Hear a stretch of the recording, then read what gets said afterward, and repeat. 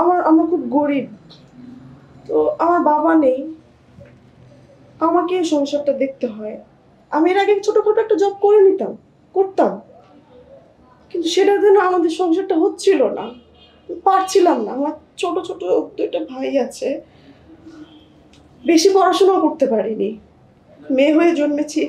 ছোট দুইটা ভাইকে, ওদের মুখে তাকিয়ে আমার বাধ্য হয়ে এই পথটা বেছে নিতে হয়। আসলে আমি না নিজেও চাইনি, মেয়ে তো অনেক জায়গায় বাধা পেয়েছি, কি করব। তখন মানে একটা কোম্পানির সাথে আমার কথা হয় যে ভাইয়া আমার এই প্রবলেম, তারা আমাকে ওর ঠিকানাটা দেয়, সব রকম ইনফরমেশন আমাকে জানায়। তারপর ভাবলাম যে তাই না হয় ওরে না হয় ফাঁসানো যায়।